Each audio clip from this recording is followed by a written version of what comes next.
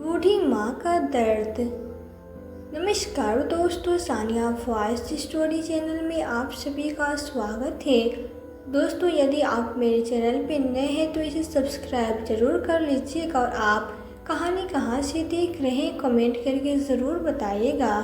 तो दोस्तों, आज की कहानी है बूढ़ी माँ का दर्द। सितंबर का महीना चल रहा था, शाम का समय था, वही कोई 4-5 बज रहे थे। गंगा में डुबकी लगाने वालों की भीड़ थी। गंगा का पानी भी कलकल करता हुआ बहता जा रहा था। बड़ा ही रमणीक दृश्य था। महेश ने रोज की तरह अपना चाय का ठेला वहां लाया हुआ था। इस समय बड़ा ही अच्छा माहौल होता है। जगह जगह से आए लोगों की गंगा मैया पर आस्था और विश्वास देखकर ऐसा लगता है मानो दुनिया में कहीं स्वर्ग है तो वो यही है। तभी महेश ने देखा एक बूढ़ी औरत काफी देर से एक जगह पर बैठी हुई है और बार बार नदी घाट पे लगी सीढ़ियों की ओर देख रही है। उस औरत को बैठे बैठे कई घंटे हो चुके थे, लेकिन न तो उसे कोई लेने आया और न ही उसके साथ किसी को महेश ने देखा। महेश जब सुबह अपने ठेले पे आया था तब उसने उस बूढ़ी औरत को वहां बैठे देखा था और अब शाम का समय हो चुका था, लेकिन अब तक वो बूढ़ी औरत वहीं बैठी थी और लगातार सुनी आंखों से नदी की तरफ देखी जा रही थी, मानो किसी का इंतजार कर रही हो। उस बुजुर्ग महिला को उस अवस्था में देखकर महेश को उस पर तरस आ गया और वो उस बूढ़ी औरत के पास जाकर कहता, अम्मा जी, आप कहाँ से आए हैं और आप किसका इंतजार कर रहे हैं? क्या कोई आपके पास साथ आया है? उसके सवाल पे बूढ़ी औरत बोली, मुकुल, मेरा बेटा अभी नहाने गया है, पता नहीं उसे क्यों इतना समय लग रहा है। तुम जाकर पता कर सकते हो क्या कि वो अभी तक क्यों नहीं आया? दरअसल मैं अपने बेटे के साथ ही यहाँ आई हूँ। वो मुझे अपने साथ दिल्ली लेकर जा रहा है। जाने से पहले वो मुझे गंगा मैया में स्नान कराने ले आया। बोला पता नहीं इसके बाद आप गंगा स्नान कर पाएंगे। आज मैं तुम्हें पहले गंगा स्नान करा देता हूँ। अभी मेरा बेटा यह बोल कर गया है कि आप यहाँ बैठो, मैं देख कर आता हूँ कि भीड़ कहाँ कम है, फिर मैं आपको वही स्नान कराऊंगा। लेकिन पता नहीं कैसे इतना समय लग गया, शायद आता ही होगा। तब महेश कहता है, अम्मा जी, आपका बेटा जब आ जाए तब आप उसके साथ चले जाना। अगर आपको भूख लगी हो तो मैं आपके लिए कुछ खाने को ले आऊँ। वो बुजुर्ग औरत हाथ जोड़कर मुस्कुराते हुए बोली, नहीं बेटा, तुम्हारा बहुत बहुत धन्यवाद जो तुमने मुझे खाने के लिए पूछा, लेकिन तुम परेशान मत हो। मेरा बेटा किसी भी समय आता होगा और अगर मैं उसे यहाँ नहीं मिली तो वो परेशान हो जाएगा, इसलिए मैं यहाँ से कहीं नहीं जाना चाहती। मैं समझ चुका था कि अब इस विद्या माता जी का बेटा कभी वापस नहीं आएगा। वो बोला, माता जी, बुरा मत मानिए, लेकिन यहाँ रोज़ तीसरे दूसरे दिन ऐसा कोई ना कोई मिल ही जाता है जिसका बेटा बहू या उसके बच्चे उसे यहाँ छोड़कर चले जाते हैं। और यही नहीं, कभी मंदिर में, कभी सड़कों पे ऐसे आजकल के बच्चे अपने माँ बाप को कहीं भी छोड़कर चले जाते हैं। इस पे अम्मा जी थोड़ी नाराज़ होती हो, बोली, बेटा तुम ऐसा कैसे कह सकते हो? क्या तुम मेरे बेटे को जानते हो? फिर तुम ये कैसे कह सकते हो कि मेरा बेटा मुझे यहाँ छोड़कर चला गया है? यदि तुम सच में मेरी मदद करना चाहते हो तो उधर जाकर देखो, वो अंदर ही कहीं होगा। वो अंदर देख कर आया और बोला, माँ जी, मैंने आपसे पहले ही कहा था आपका बेटा अंदर नहीं है। यह सुनकर वो थोड़ा परेशान हो गई। फिर वो खुद को समझाते हुए बोली, कोई बात नहीं, हो सकता है कि कुछ काम आ गया हो, थोड़ी देर बाद आ जाएगा। अब महेश भी वापस अपने काम में लग गया और वे धीरे धीरे शाम होने लगी और रात हो गई। महेश भी अपने घर जाना था। अंधेरा होने लगा तो और लाइटें भी जल रही थी। अब गर्मी कुछ कम थी। शाम के समय थोड़ी थोड़ी सर्दी पड़ने लगती थी। बेचारी बूढ़ी औरत अपनी साड़ी के पल्लू से खुद को ढकने की कोशिश कर रही थी और ठंड से कांप रही थी। महेश एक भला आदमी था। उसने उस वृद्ध महिला के पास जाकर कहा, माँ जी, आपका कुछ नाम पता आपको पता है? महिला बोली, बेटा, मेरा नाम वंदना है और मैं अपने बेटे के साथ यहाँ आई थी। दरअसल वो कुछ दिन पहले ही मुझे गांव से यहाँ शहर अपने पास लेकर आया था और अब दिल्ली में उसका तबादला हो गया है, तो वो मुझे अपने साथ लेकर वहीं जा रहा था। कब से उसका इंतज़ार कर रही हूँ पर वो नहीं आया। महेश ने कहा। उसके साथ कोई ज़बरदस्ती नहीं किया और बोला, माता जी, यदि आपका मन हो तो आप मेरे साथ मेरे घर चल सकती हैं। मेरे परिवार में मेरी पत्नी और 2 बच्चे हैं। अगर आप चाहें तो सुबह यहाँ वापस आ जाइएगा।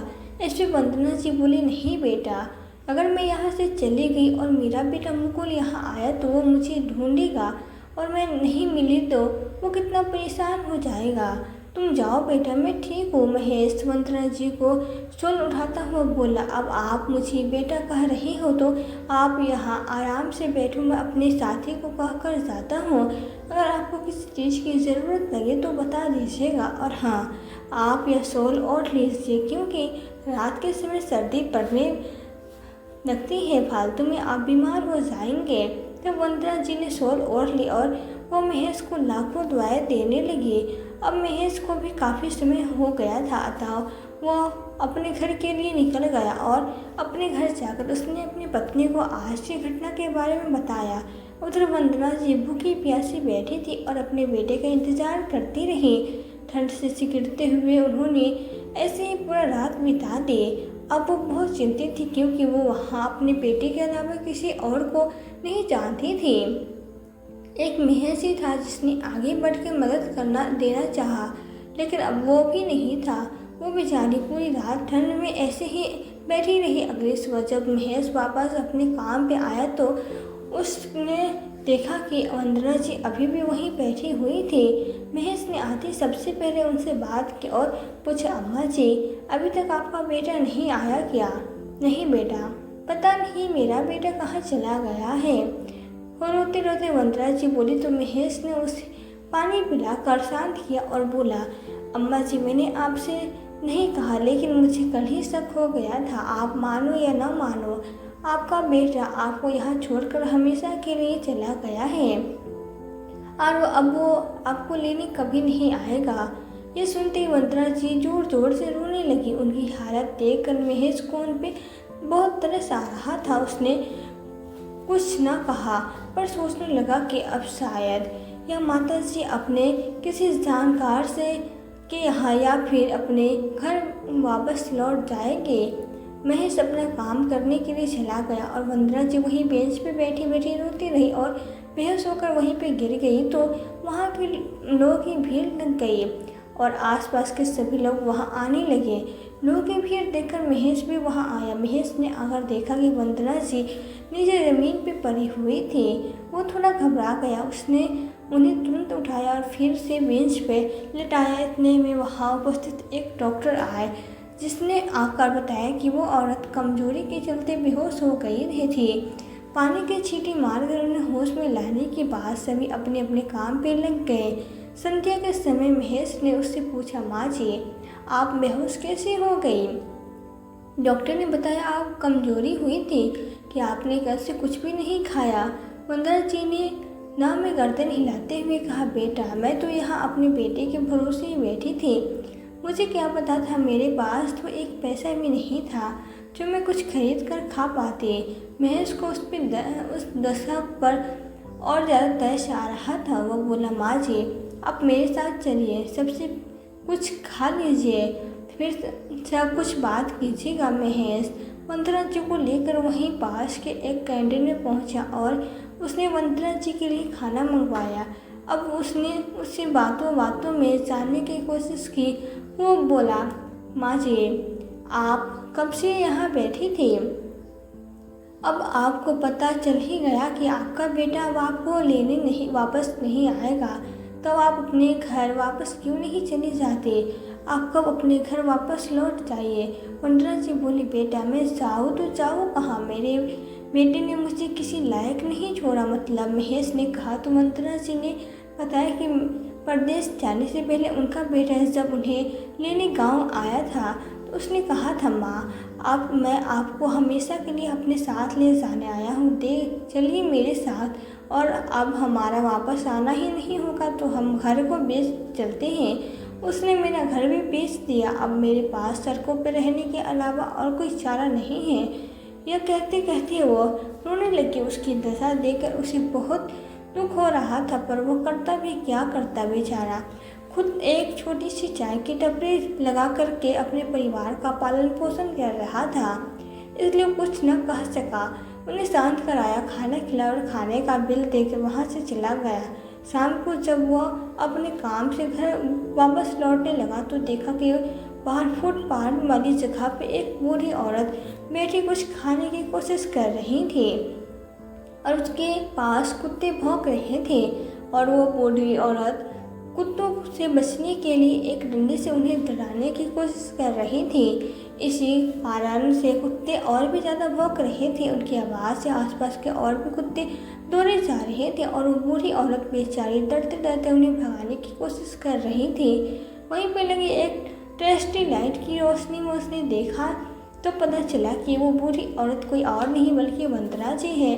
और अब वो सब देखकर महेश से रुका न गया, वहाँ गया और एक डंडे से कुत्ते को मारकर भगाया। वंदना जी की एक तरफ बैठाया और थोड़ा साइड में जाकर अपनी पत्नी को फ़ोन मिलाता है।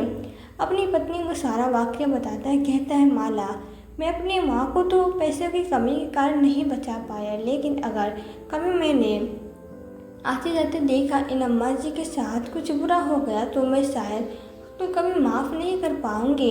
और फिर अब मुझ कुछ न कुछ तो हम कम से कम 2 वक्त की रोटी तो हम इन्हें दे ही सकते हैं। और बूढ़े आदमी को क्या चाहिए? अगर तुम कहो तो मैं इन्हें अपने घर ले आऊँ। माला काफ़ी समझदार थी। वो बोली, कोई बात नहीं, अगर तुम्हें सही लगता है तो ले लो, आओ, हमसे जैसा बन पड़ेगा वैसा ही उनकी मदद करेंगे।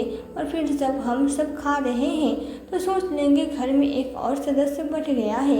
यह सुनकर वो बहुत खुश हुआ और वंदना जी को अपने घर अपने पहुंचा।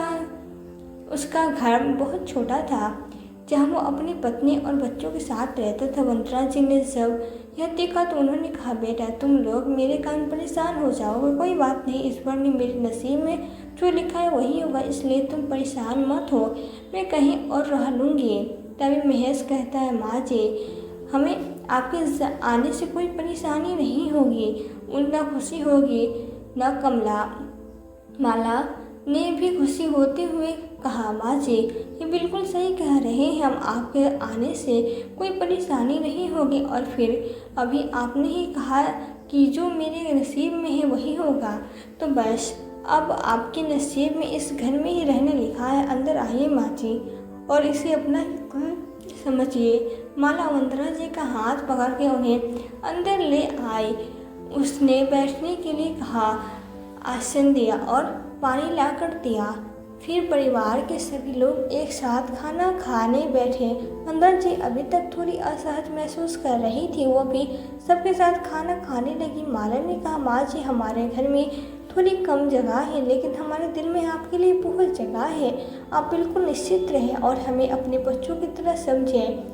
जैसा घर के बाकी सदस्य रहते हैं वैसे आज से आप भी इस घर में की सदस्य हैं, तो आप बिल्कुल निश्चित रहें। अगर आपको कोई भी परेशानी होती है तो आप मुझे बताइए। वंदना जी माला की बात सुनकर आंखों में आंसू भर उसके सर पे हाथ रख के बोली, सदा खुश रहो बेटा।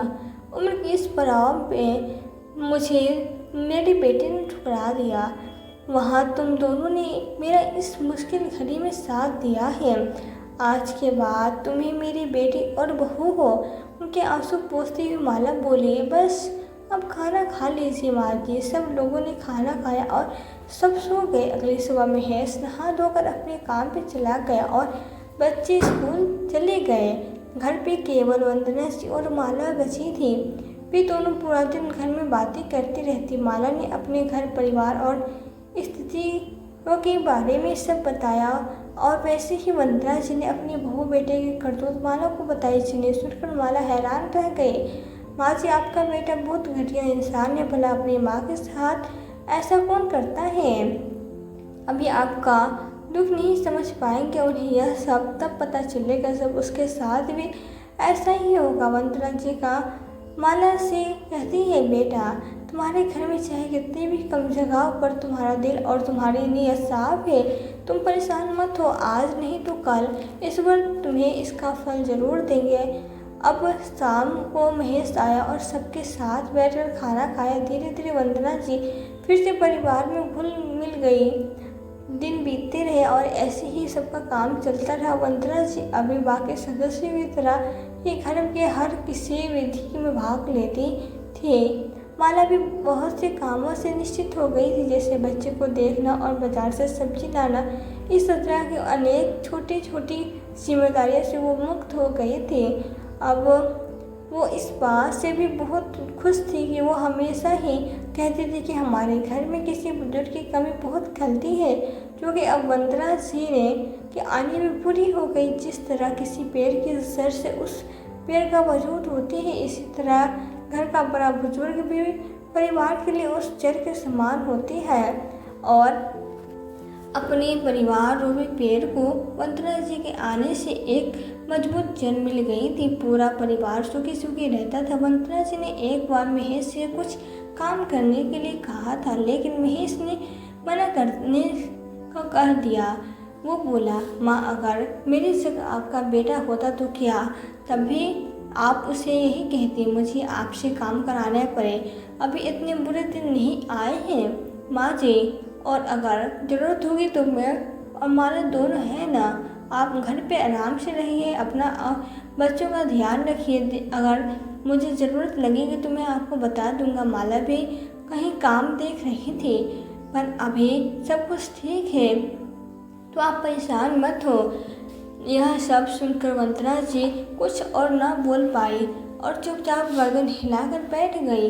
यह सब देखकर माला हंसने लगी और बोली, मैंने तो आपसे पहले ही कहा था, पर आप ही है कि मेरी बात सुनती कहाँ है। अब ठीक है ना, अब तो आपको मानना ही पड़ेगा, आपके बेटे ने जो कह दिया। यह कहकर माला जोर जोर से हंसने लगी और वंदना जी के पास आकर उनके कंधे पे हाथ रख के बोली, माँ जी आप खामखा परेशान होती, आप निश्चित रहें, सब हो जाएगा। यह कहकर माला किचन में चली गई और सबके लिए स्वादिष्ट नाश्ता बनाकर लाई।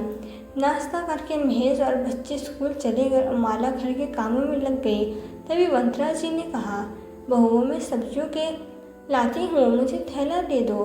वंदना जी थैला लेकर सब्जी खरीदने निकल गई। बाजार से वो सब्जियाँ खरीद कर लौट रही थी तो हाथ में छोटा सा माइक लेकर एक लड़का लॉटरी का टिकट बेच रहा था, जिससे हर वक्त हर टिकट 10 रुपये की थी और लॉटरी की रकम 5 करोड़ रुपये थी।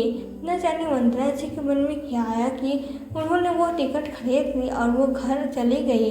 घर आकर उन्होंने सब्जियां माला को दे दी। माला जब घर के कामों से फ्री होकर बैठी तो वंदना जी ने उसे भी टिकट दे दी और कहा, बेटा इसे संभाल कर रख लेना, क्या पता हमारा नसीब भी खुल जाए।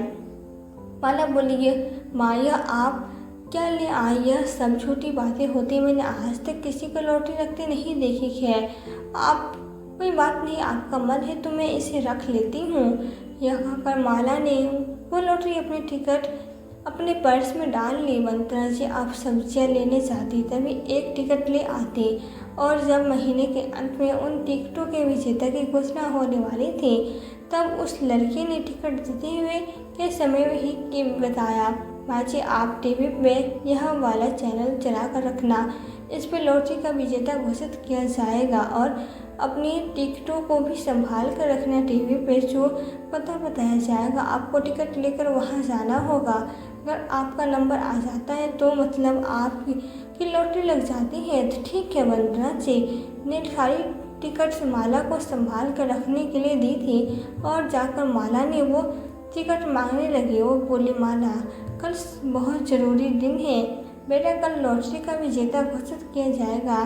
पहले भी माला और वंदना जी ने मोहन को कुछ नहीं बताया और वंदना जी ने बहू इस बार भी माला को रोक दिया। वो बोली, माला रहने दो, जब लॉटरी लग जाएगी तब बता देंगे और अगर वो नहीं लगी तो सोच लेंगे कि हमारे पैसे इतने पैसे खो गए।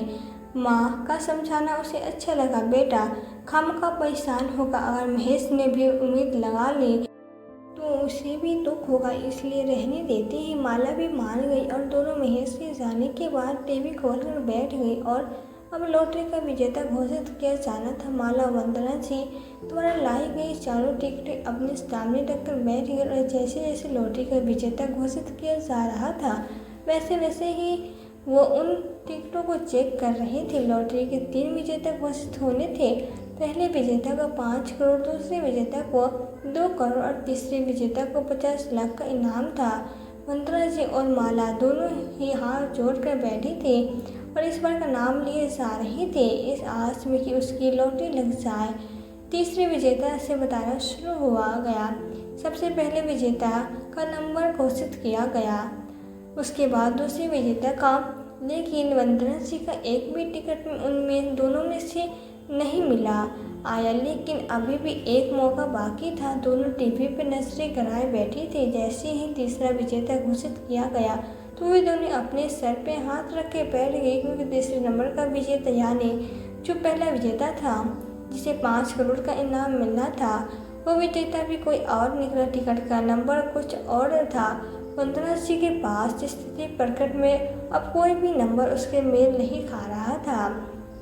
गुस्से में आकर माला उन टिकटों को फेंकने लगी। तभी टीवी पे अनाउंस घोषणा करने वाले एंकर ने कहा, माफ़ी चाहेंगे दर्शकों, तो यहाँ छोटी सी गलती हो गई है। यह जो पहला विजेता है उसकी लॉटरी टिकट की संख्या कुछ और है, गलती पढ़ने वाले से हुई है। अब उस एंकर ने प्रथम विजेता के लॉटरी का टिकट का नंबर घोषित किया और जैसे ही माला और वंदना जी ने देखा तो उसकी आंखें खुली की खुली रह गई, क्योंकि वंदना जी कल जो टिकट लेकर आए थे वही टिकट प्रथम विजेता की थी। यह देखकर दोनों फूली न समाई और खुश होकर नाचने लगे। दोनों बहुत ज़्यादा खुश थे। माला और वंदना जी दोनों बहुत खुश थे और खुशी के मारे दोनों उछल रहे थे कि तभी महेश घर पे आया। दरअसल वो अपने कुछ ज़रूरी कागजात घर पे भूल गया था, जो कई दिनों से वो भूल जाता था, और आज उन कागजों को लेने वापस आया था। उसने अपनी माँ और पत्नी को इतना खुश देखा तो वह हंसा हुआ बोले, अरे वाह, क्या बात है, आज तो तुम दोनों बहुत खुश हो, क्या मिल गया आप दोनों को? बैग रखता हुआ महेश बोला। दाऊ खुशी के मारे माला उसके गले लगते हुए बोली, अब तुम्हें एक छोटी सी नौकरी करने की ज़रूरत नहीं है, अब सब अच्छा होगा। तब महेश उसे खुद से दूर करता हुआ बोला, क्या कर रही हो? माला हद करती हो। वंदना जी मुस्कुराते हुए बोली, अरे बेटा, अगर तू सुनेगा तो तू भी खुशी से फूले न समाएगा। अब महेश ने पूछा, आखिर ऐसा क्या हुआ है, अब बता भी दो। तब वंदना जी ने उसे लॉटरी का टिकट दिखाया और टीवी पे जो नंबर दिखाया जा रहा था वो भी उसे देखकर महेश को भी खुशी का ठिकाना विश्वास नहीं हुआ।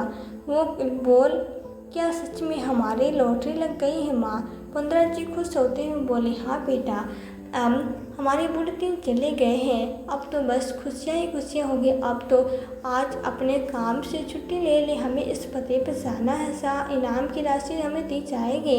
महेश ने फ़ोन किया और आज की छुट्टी लेकर वंदना जी को लेकर उस पते पे पहुंच गया जहाँ इनाम की राशि दी जानी थी, और क्योंकि रकम बहुत बड़ी थी इसलिए न्यूज़ पे दिखाया जा रहा था। प्रथम, द्वितीय और तृतीय तीनों विजेता वहाँ पर उपस्थित थे, जिन्हें बारी बारी से इनाम की राशि दी जा रही थी। वंदना जी का बेटा दिल्ली में रहता था, पर वो अपने शहर का हाल चाल जानने के लिए ऑनलाइन कुछ खबरें देख लिया करता था, कुछ न्यूज़ चैनल जिन्हें वो जल्दी से रोज़ाना देखता था। जैसे ही उसने न्यूज़ खुली तो उसमें अपनी माँ को देखकर वो चौंक गया, और जब उसे पता चला कि उसकी माँ को 5 करोड़ रुपए लॉटरी लगी है तो वो पूरी न समाया और अपनी माँ को पैसा ऐंठने इरादे से वो अपने शहर से निकल पड़ा। पर वो जाता कहाँ, उसे तो एड्रेस ही नहीं पता था, लेकिन वो बहुत ही शातिर इंसान था और उसने जैसे तैसे करके अपनी माँ का पता लगा लिया और वो वंदना जी को ढूंढते ढूंढते महेश के घर जा पहुँचा। किंतु महेश और उसका परिवार वहाँ से शिफ्ट हो चुके थे, और होते भी क्यों न भला, कभी किसी करोड़पति को एक छोटे से कमरे के घर में रहते हुए देखा है? वो तो उनकी मजबूरी थी जिन कारण से वो वहाँ रह रहे थे, और ईश्वर ने आज उन्हें इस लायक कर दिया कि तो वो अपने नए घर में चले गए। जब वंदना जी का बेटा वहाँ पहुँचा तो उसने देखा कि वहाँ पर ताला लगा है, पड़ोसियों से पूछने पर पता चला कि महेश और उसका परिवार एक हाई फाई सोसाइटी में रहता है, जहां उन्होंने अपने मकान लिया है। पड़ोसियों से पता पूछकर नरेंद्र जी का बेटा भी उस पता पे चला गया। उससे जाकर देखा कि दरवाजे पे एक चौकीदार बैठा है और अब उस चौकीदार से कहता है, यहाँ इस घर में एक वंतर नाम की औरत रहती, वो मेरी माँ है। आप जाकर उसे कहिए कि आपका बेटा मुकुल आपसे मिलने आया है, या फिर आप मुझे अंदर जाने दीजिए। उसे नहीं रोक लिया और मैं फ़ोन करके पता करता हूँ। उसने वंदना जी को फ़ोन किया और पूछा, माँ जी, बाहर कोई लड़का आया है और वो कह रहा है कि आपका बेटा, उसका नाम मुकुल है, वो आपसे मिलना चाहता है। वंदना जी ने गुस्से में कहा कि वो मेरा बेटा नहीं है, मेरा बेटा यहाँ मेरे साथ है, उससे कह दो कि चला जाए। मेरे उससे कोई वास्ता नहीं है। मुकुल अब तक तो समझ ही चुका था कि उसकी माँ उससे बहुत ज़्यादा नाराज़ है, जिन्हें मनाने के लिए उसे कुछ तो करना पड़ेगा। वो चौकीदार जब बाथरूम गया तो मुकुल चुपके से घर के अंदर चला गया और अंदर जाकर चिल्लाने लगा, माँ कहाँ है माँ? अब देखो आपका बेटा आ गया आपसे मिलने के लिए। कितने दिन हुए आपसे मिले हुए, मैं तो कब से तरस रहा था आपसे मिलने के लिए। वंदना जी को देखकर आगे बढ़ता हुआ मुकुल बोला। जैसे ही वो वंदना जी को गले लगाने को हुआ, वंदना जी ने उसे धक्का देकर खुद से दूर कर दिया और महेश को आवाज़ लगाई। महेश अपने कमरे से दौड़ता हुआ आया। कुछ क्या हुआ माँ? आप चिल्ला क्यों रही है? आप ठीक तो है न? तब वंदना जी ने अपने बेटे की तरफ उंगली उठाते हुए महेश, इस नालायक को घर से निकाल दो, मुझे इसकी शक्ल भी नहीं देखनी है। महेश कुछ नहीं समझ पा रहा था। तभी वंदना जी का बेटा फिर से मामा करता हुआ उसके पैरों से लिपट गया। तब महेश समझा। महेश उसे उठाता हुआ बोला, तू तो वो नालायक और कमीना बेटा है जिसने अपनी माँ को तड़पाने के लिए गंगा नदी पर छोड़ दिया था, जिसने यह भी नहीं सोचा कि वो कहाँ रहेगी और क्या करेगी या अपना जीवन कैसे जिएगी, जिसने उन्हें सीधे जी मरा हुआ समझ लिया। आज उसे अपनी माँ की याद आ गई है। तुझ जैसे कमीने को तो मैं बहुत अच्छे से जानता हूँ और तू यहाँ किस इरादे से आया वो भी मैं जानता हूँ, लेकिन चल यहाँ से निकल वरना मैं तेरी जान ले लूँगा। महेश ने धक्का देते हुए कहा। लड़का अपने हाथ के नस पे चाकू रखता हुआ बोला, माँ अगर आपने मुझे माफ़ नहीं किया तो मैं अपनी जान ले लूँगी। वंदना जी को उसे इस तरह देखकर बोली, तुम जैसी स्वार्थी कभी अपनी जान नहीं ले सकता, केवल दूसरों की जान ले सकता है।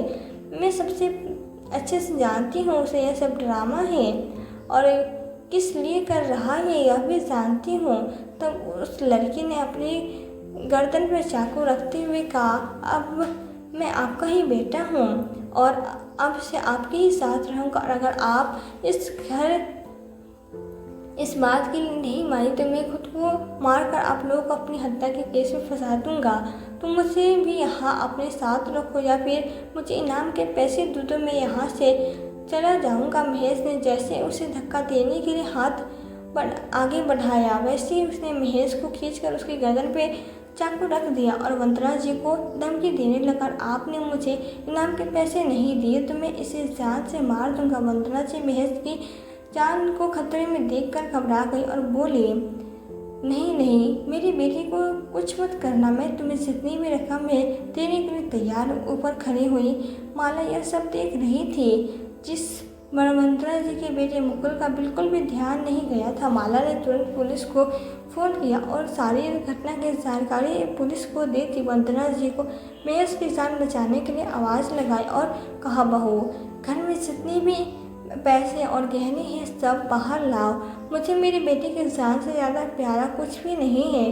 तब यह घर मुकुल शैतानी मुस्कुराते हुए बोला, अरे वाह, बड़ा प्यार है माँ बेटे में, अपने सगे बेटे से इतनी नफरत, इस पराये से इतना प्यार। तब वंदना जी बोली, सब तेरे कर्मों के कारण है, ज़रूरी नहीं कि अपना खून है तो वही सगा या वही आपका अब ख्याल रखेगा। तूने तो मुझे मरने के लिए छोड़ दिया था, उस वक्त मेरी यही बेटा था जिसने मेरा साथ दिया था।